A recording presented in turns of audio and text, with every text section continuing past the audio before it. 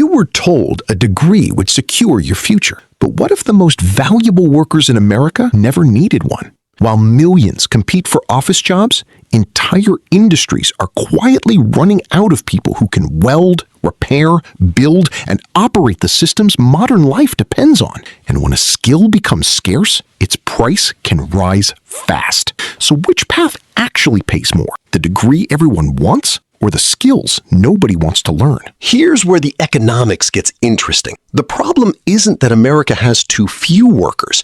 It's that it has too few specific workers.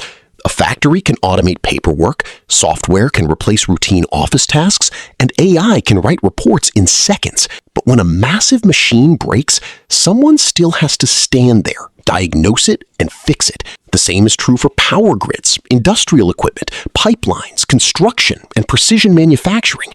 And as older skilled workers retire, the people replacing them are becoming harder to find. That creates a strange economic reality. Some of the jobs people were told to avoid may become the jobs companies are desperate to pay for. But there's an even bigger question. If these skills are becoming so valuable, why did an entire generation stop learning them in the first place? For decades, the message was simple. Study hard, get a degree, find a respectable career, and build a secure life. And there's nothing wrong with education. Knowledge is valuable. But somewhere along the way, a degree started being treated as the destination rather than a tool. Students took on years of tuition and debt for careers that didn't always have enough demand to justify the cost, while skilled industries quietly faced a completely different problem: empty positions. The market doesn't reward titles simply because they sound impressive. It rewards useful work, real competence, and scarce skills. And that distinction is becoming more important as businesses compete for people who can solve physical problems that software simply cannot.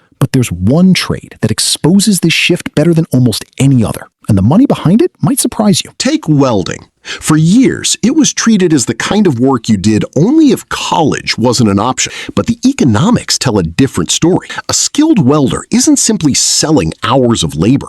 They're selling precision, experience, and the ability to do something that can't be learned overnight. Their work can hold together bridges, industrial machinery, energy infrastructure, ships, and critical components where one mistake can cost thousands or far more. And that creates something powerful: scarcity. When experienced workers retire faster than new workers enter the field, employers have fewer people to choose from, and the value of proven skill rises. But welding is only the beginning. There are several other forgotten trades where the gap between demand and supply could become even more extreme, and one of them sits at the foundation of almost everything modern society uses. Now look beyond welding, because this is where the shortage becomes much bigger. Electricians, HVAC technicians, plumbers, machinists, heavy equipment mechanics, and industrial maintenance workers keep the physical economy moving. A data center can have millions of dollars in servers, but without technicians to install, maintain, and repair its infrastructure, that investment can sit useless.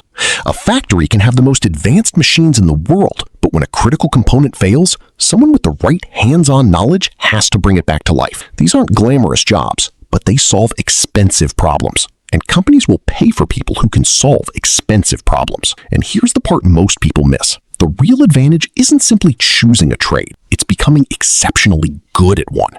Because once a basic skill turns into rare expertise, the economics change completely. But skill alone doesn't automatically create wealth. The real money appears when skill meets experience, specialization, and responsibility. An entry-level technician may earn a decent wage, but an expert who can diagnose complex failures, manage crews, operate specialized equipment, or handle high-risk projects can become dramatically more valuable. Then comes the multiplier most people overlook: ownership. A skilled worker can eventually build a company, hire other workers, win contracts, and turn personal expertise into a business. At that point, they're no longer being paid only for the hours they work. They're earning from the value of an entire operation. And this is where the comparison with a traditional degree becomes much more interesting. Because the smartest question isn't college or trade.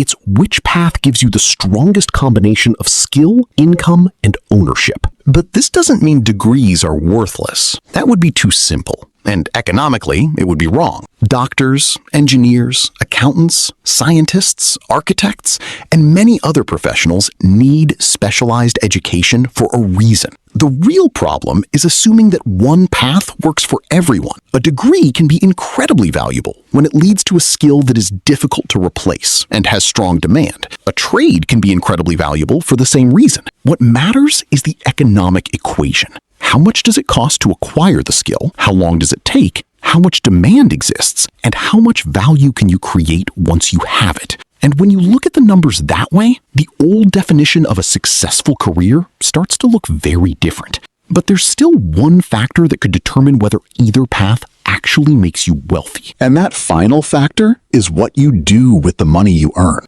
A high income doesn't automatically make someone wealthy. If every extra dollar disappears into a bigger house, a newer car, and a more expensive lifestyle, even a six-figure income can leave you financially fragile. But someone with a valuable skill, who controls their spending, avoids unnecessary debt, builds savings, invests consistently, and eventually owns productive assets, can turn an ordinary career into serious long-term wealth. That's the bigger lesson here. Your job creates income, but your decisions create wealth. A degree can give you a profession. A trade can give you a valuable skill, but neither one guarantees financial success. And once you understand that, the real question becomes much more powerful. What skill could you master today that people will still desperately need 10 or 20 years from now? So maybe the future of work isn't about choosing between a degree and a trade. It's about understanding what the market actually values. A piece of paper can open doors,